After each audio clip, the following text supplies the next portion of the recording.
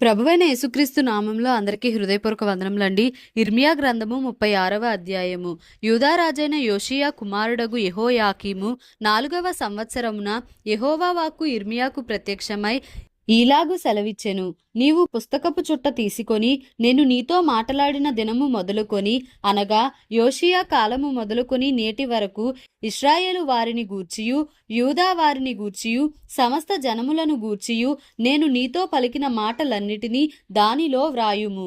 నేను యూదా వారికి చేయనుద్దేశించు కీడంతటిని గూర్చి వారు విని నేను వారి దోషమును వారి పాపమును క్షమించునట్లు తమ దుర్మార్గతను విడిచి పశ్చాత్తాపపడుదురేమో. ఇర్మియా నేరియా కుమారుడైన బారూకును పిలువనంపగా అతడు యెహోవా ఇర్మియాతో చెప్పిన మాటలన్నిటినీ ఇర్మియా నోటి మాటలను బట్టి ఆ పుస్తకములో వ్రాసెను. ఇర్మియా బారూకునకు ఇలాగు ఆజ్ఞ ఇచ్చెను. నేను యెహోవా మందిరములోనికి రాకుండా నిర్బంధింపబడితిని. కాబట్టి నీవు వెళ్ళి ఉపవాస దినమున యెహోవా మందిరములో ప్రజలకు వినబడునట్లు నేను చెప్పగా నీవు పుస్తకములో వ్రాసిన యెహోవా మాటలను చదివి వినిపించుము. తమ పట్టణముల నుండి వచ్చు యూదా జనులందరికీ వినబడునట్లుగా వాటిని చదివి వినిపింపవలెను.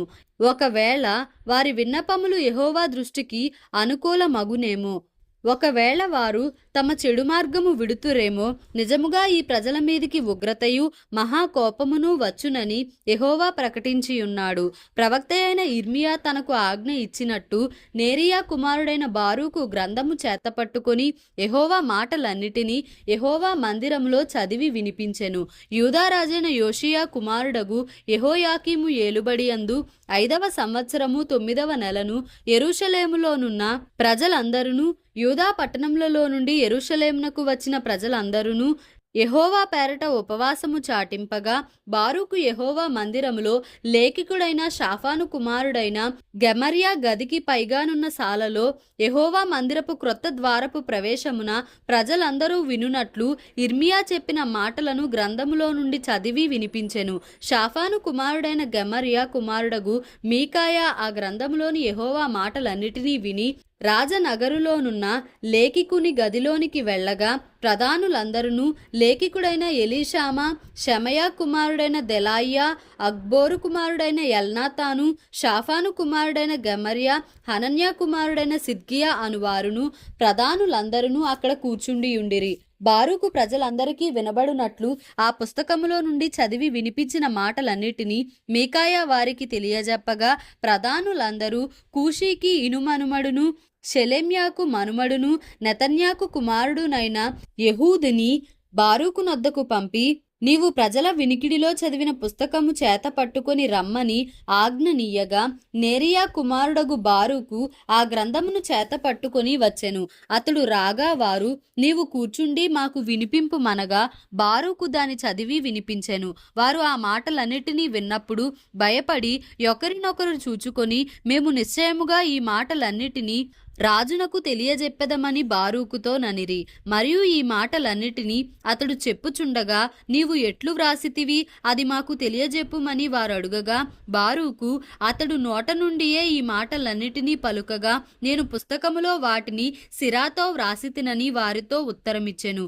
నీవును ఇర్మియాయును పోయి దాగియుండుడి, మీరున్న చోటు ఎవరికిని తెలియజేయవద్దని ఆ ప్రధానులు చెప్పి శాలలోనున్న రాజునొద్దకు తామే వెళ్ళి ఆ మాటలన్నిటినీ రాజు చెవులలో వినిపించిరి గాని ఆ పుస్తకపు చుట్టను లేఖికుడైన ఎలీషామా గదిలో దాచిపెట్టిరి.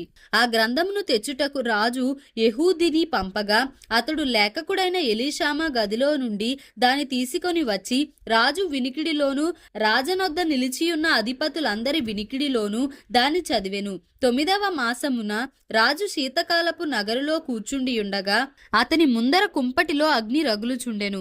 యెహూది 3-4 పుటలు చదివిన తరువాత రాజు చాకుతో దాన్ని కోసి కుంపటిలో వేయగా ఆ కుంపటిలోనున్న అగ్ని చేత అది బొత్తిగా కాలిపోయెను గాని రాజైనను ఈ మాటలన్నిటినీ వినిన అతని సేవకులలో ఎవరైనను భయపడలేదు. తమ బట్టలు చింపుకొనలేదు. గ్రంథమును కాల్చవద్దని ఎల్నాతానును దెలాయాయును గెమర్యాయును రాజుతో మనవి చేయగా అతడు వారి విజ్ఞాపనము వినకపోయెను. లేఖకుడైన బారూకును ప్రవక్త అయిన ఇర్మియాను పట్టుకొనవలెనని రాజవంశస్థుడగు యెరహ్మెయేలునకును అజ్రియేలు కుమారుడైన షెరాయాకును అబ్దేయేలు కుమారుడైన షెలెమ్యాకును రాజు ఆజ్ఞాపించెను గాని యెహోవా వారిని దాచెను. ఇర్మియా నోటి మాటను బట్టి బారూకు వ్రాసిన గ్రంథమును రాజు కాల్చిన తరువాత యెహోవా వాక్కు ఇర్మియాకు ప్రత్యక్షమై ఇలాగు సెలవిచ్చెను. నీవు మరి ఒక గ్రంథము తీసుకొని యూదా రాజైన యెహోయాకీము కాల్చిన మొదటి గ్రంథములో వ్రాయబడిన మాటలన్నిటినీ దానిలో వ్రాయుము. మరియు యూదా రాజైన యెహోయాకీమును గూర్చి నీవీ మాట చెప్పవలెను. యెహోవా సెలవిచ్చునదేమనగా, బబులోను రాజు నిశ్చయముగా వచ్చి ఈ దేశమును పాడు చేసి అందులో మనుషులైనను జంతువులైనను ఉండకుండా చేయునని ఇందులో నీవేళ వ్రాసితివని చెప్పి నీవు ఈ గ్రంథమును కాల్చివేసితివే. అందుచేతను యూదా రాజైన యెహోయాకీమును గూర్చి యెహోవా ఈ మాట సెలవిచ్చుచున్నాడు. దావీదు యొక్క సింహాసనము మీద ఆసీనుడగుటకు అతనికి ఎవడునూ లేకపోవును. అతని శవము పగలు ఎండపాలు రాత్రి మంచుపాలు నగును. నేను వారి దోషమును బట్టి అతనిని అతని సంతతిని అతని సేవకులను శిక్షించుచున్నాను. నేను వారిని గూర్చి చెప్పిన కీడంతయు వారి మీదికిని యెరూషలేము నివాసుల మీదికిని యూదా జనుల మీదికిని రప్పించుచున్నాను. అయినను వారు వినినవారు కారు. ఇర్మియా ఇంకొక గ్రంథమును తీసుకొని లేఖికుడగు నేరియా కుమారుడైన బారూకు చేతికి అప్పగింపగా అతడు ఇర్మియా నోటి మాటలను బట్టి యూదా రాజైన యెహోయాకీము అగ్నిలో కాల్చిన గ్రంథపు మాటలన్నిటినీ వ్రాసెను. మరియు ఆ మాటలు గాక అట్టివి అనేకములు అతడు వాటితో కూర్చెను. ఇర్మియా గ్రంథము 37వ అధ్యాయము. బబులోను రాజైన నెబుకద్రెజరు యూదా దేశములో రాజుగా నియమించిన యోషియా కుమారుడగు సిద్కియా యెహోయాకీము కుమారుడైన కొన్యాకు ప్రతిగా రాజ్యము చేయుచుండెను. అతడైనను అతని సేవకులైనను దేశ ప్రజలైనను యెహోవా ప్రవక్త అయిన ఇర్మియా చేత సెలవిచ్చిన మాటలను లక్ష్య పెట్టలేదు. రాజైన సిద్కియా షెలెమ్యా కుమారుడైన యెహూకలును యాజకుడైన మయషేయా కుమారుడగు జెఫన్యాను ప్రవక్త అయిన ఇర్మియా యొద్దకు పంపి దయచేసి మన దేవుడైన యెహోవాకు ప్రార్థన చేయుమని మనవి చేసెను. అప్పటికి వారు ఇర్మియాను చెరసాలలో నుంచి ఉండలేదు. అతడు ప్రజల మధ్య సంచరించుచుండెను. ఫరో దండు ఐగుప్తులో నుండి బయలుదేరగా యెరూషలేమును ముట్టడి వేయుచున్న కల్దీయులు సమాచారము విని యెరూషలేము దగ్గర నుండి బయలుదేరిరి. అప్పుడు యెహోవా వాక్కు ప్రవక్త అయిన ఇర్మియాకు ప్రత్యక్షమై ఇలాగు సెలవిచ్చెను. ఇశ్రాయేలు దేవుడగు యెహోవా ఆజ్ఞ ఇచ్చున్నదేమనగా, నా యొద్ద విచారించుడని నిన్ను నా యొద్దకు పంపిన యూదారాజుతో నీవిలాగు చెప్పవలెను. మీకు సహాయము చేయుటకై బయలుదేరి వచ్చుచున్న ఫరో దండు తమ స్వదేశమైన ఐగుప్తులోనికి తిరిగి వెళ్ళును. కల్దీయులు తిరిగి వచ్చి ఈ పట్టణము మీద యుద్ధము చేసి దాని పట్టుకొని అగ్నిచేత కాల్చివేయుదురు. యెహోవా ఈ మాట సెలవిచ్చుచున్నాడు. కల్దీయులు నిశ్చయముగా మా యొద్ద నుండి వెళ్ళెదరనుకొని మిమ్మును మీరు మోసపుచ్చుకొనకుడి. వారు వెళ్ళనే వెళ్ళరు. మీతో యుద్ధము చేయు కల్దీయుల దండువారినందరినీ మీరు హతము చేసి వారిలో గాయపడిన వారిని మాత్రమే మిగిలించినను వారే తమ గుడారములలో నుండి వచ్చి ఈ పట్టణంను అగ్నితో కాల్చివేయుదురు.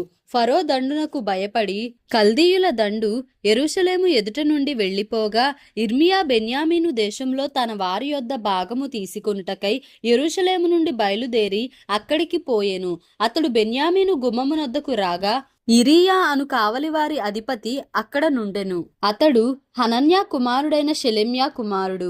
అతడు ప్రవక్త అయిన ఇర్మియాను పట్టుకొని నీవు కల్దీయులలో చేరబోవుచున్నావని చెప్పగా ఇర్మియా అది అబద్ధము, నేను కల్దీయులలో చేరబోవుట లేదనెను. అయితే అతడు ఇర్మియా మాట నమ్మనందున ఇరియా ఇర్మియాను పట్టుకొని అధిపతుల యొద్దకు తీసుకొని వచ్చెను. అధిపతులు ఇర్మియా మీద కోపపడి అతని కొట్టి తాము బందీ గృహముగా చేసి ఉన్న లేఖికుడైన యోనాతాను ఇంటిలో అతని వేయించిరి. ఇర్మియా చెరసాల గోతిలో వేయబడి అక్కడ అనేక దినములు ఉండెను. పిమ్మట రాజైన సిద్కియా అతని రప్పించుటకు వర్తమానము పంపి అతని తన ఇంటికి పిలిపించి యెహోవా యొద్ద నుండి ఏ మాటైనను వచ్చెనా అని అడుగగా ఇర్మియా నీవు బబులోను రాజు చేతికి అప్పగింపబడెదవను మాట వచ్చెననెను.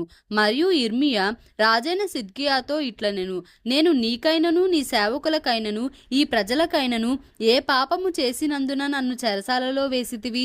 బబులోను రాజు మీ మీదికైనను ఈ దేశము మీదికైనను రాడని మీకు ప్రకటించిన మీ ప్రవక్తలు ఎక్కడనున్నారు? రాజా, నా ఏలినవాడా, చిత్తగించి వినుము, చిత్తగించి నా మనవి నీ సన్నిధికి రానిమ్ము. నేను అక్కడ చనిపోకుండునట్లు లేఖకుడైన యోనాతాను ఇంటికి నన్ను మరలా పంపకుము. కాబట్టి రాజైన సిద్కియా సెలవీయగా బంటులు బందీ గృహశాలలో ఇర్మియాను వేసి పట్టణంలో రొట్టెలున్నంత వరకు రొట్టెలు కాల్చువారి వీధిలో నుండి అనుదినము ఒక రొట్టె అతనికిచ్చుచూ వచ్చిరి. ఇట్లు జరుగగా ఇర్మియా బందీగృహశాలలో నివసించెను. ఇర్మియా గ్రంథము 38వ అధ్యాయము. యెహోవా ఇలాగు సెలవిచ్చుచున్నాడు, ఈ పట్టణంలో నిలిచియున్న వారు ఖడ్గము చేతనైనను క్షామము చేతనైనను తెగులు చేతనైనను చత్తురు గాని కల్దీయుల యొద్దకు బయలు వెళ్ళువారు బ్రతుకుదురు. దోపుడు సొమ్ము దక్కించుకొనున్నట్లు తమ ప్రాణము దక్కించుకొని వారు బ్రతుకుదురు. యెహోవా ఇలాగు సెలవిచ్చుచున్నాడు, ఈ పట్టణము నిశ్చయముగా బబులోను రాజు దండు చేతికి అప్పగింపబడును, అతడు దాని పట్టుకొనును అని ఇర్మియా ప్రజలకందరికీ ప్రకటింపగా మత్తాను కుమారుడైన షెఫట్యాయును, పషూరు కుమారుడైన గెదల్యాయును, షెలెమ్యా కుమారుడైన యూకలును, మల్కియా కుమారుడైన పషూరును వినిరి గనుక ఆ ప్రధానులు రాజుతో మనవి చేసినదేమనగా, ఈ మనుష్యుడు ఈ ప్రజలకు నష్టము కోరువాడే గాని క్షేమము కోరువాడు కాడు. ఇతడు ఇట్టి సమాచారము వారికి ప్రకటన చేయుట వలన ఈ పట్టణంలో నిలిచియున్న యోధుల చేతను ప్రజలందరి చేతులను బలహీనము చేయుచున్నాడు. చిత్తగించి వానికి మరణ శిక్ష విధింపుము. అందుకు రాజైన సిద్కియా, అతడు మీ వశమున ఉన్నాడు, రాజు మీకు అడ్డము రాజాలడనగా వారు ఇర్మియాను పట్టుకొని కారాగృహములోనున్న రాజకుమారుడగు మల్కియా గోతిలోనికి దింపిరి. అందులోనికి ఇర్మియాను త్రాళ్లతో దింపినప్పుడు ఆ గోతిలో నీళ్లు లేవు, బురద మాత్రమే ఉండెను. ఆ బురదలో ఇర్మియా దిగబడెను.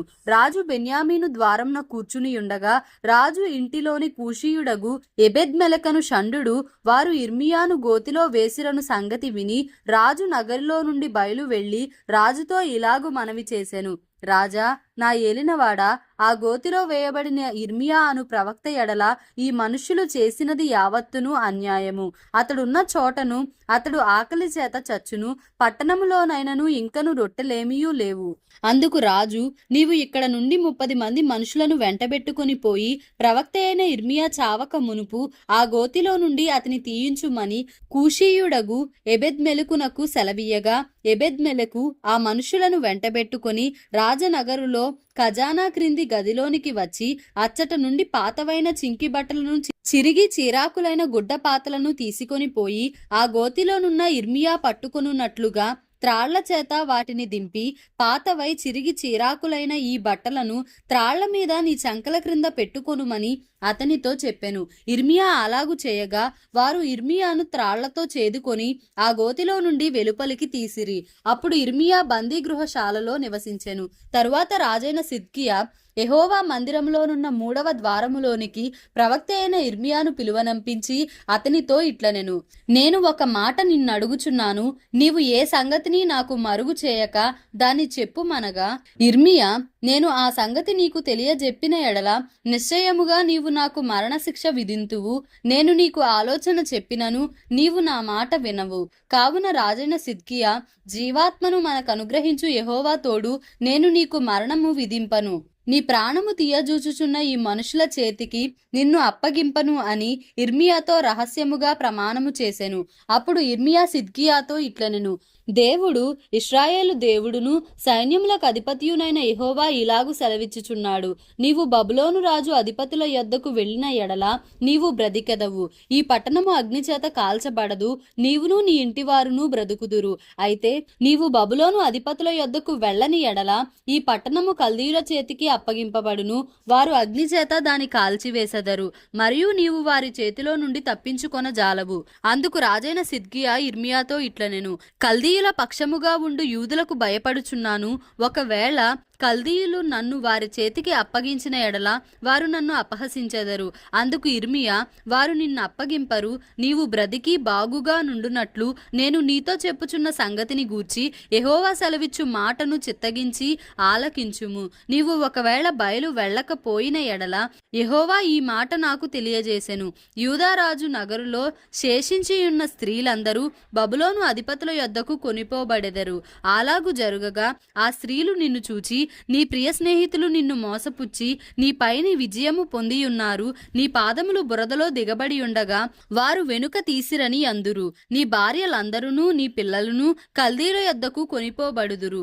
నీవు వారి చేతిలో నుండి తప్పించుకొన జాలక బబులోను రాజు చేత పట్టబడదవు గనుక ఈ పట్టణమును అగ్నిచేత కాల్చుటకు నీవే కారణమగుదువు. అందుకు సిద్కియా ఇర్మియాతో ఇట్లనెను, నీవు మరణ శిక్ష నొందకుండునట్లు ఈ సంగతులను ఎవనికిని తెలియనీయకయు నేను నీతో మాట్లాడిన సంగతి అధిపతులు వినిన ఎడల వారు నీ యొద్దకు వచ్చి, మేము నిన్ను చంపకుండునట్లు రాజుతో నీవు చెప్పిన సంగతిని, రాజు నీతో చెప్పిన సంగతిని మరుగు చేయక మాకిప్పుడే తెలియజెప్పుమనగా, నీవు యోనాతాను ఇంటిలో నేను చనిపోకుండా అక్కడికి నన్ను తిరిగి వెళ్ళనంపవద్దని రాజు ఎదుట నేను మనవి చేసుకొన బోతినని వారితో చెప్పుమని రాజు ఇర్మియాతో అనెను. అంతటా అధిపతులందరూ ఇర్మియా యొద్దకు వచ్చి అడుగగా అతడు రాజు సెలవిచ్చిన మాటల ప్రకారముగా వారికి ఉత్తరమిచ్చి ఆ సంగతి వారికి తెలియజేయనందున వారు అతనితో మాట్లాడుట మానిరి. యెరూషలేము పట్టబడు వరకు ఇర్మియా బందీగృహశాలలో ఉండెను. దేవుడి పరిశుద్ధ వాక్యంను మన వినికిడిలో దీవించి ఆశీర్వదించునుగాక. ఆమేన్. Please like, share and subscribe for more videos.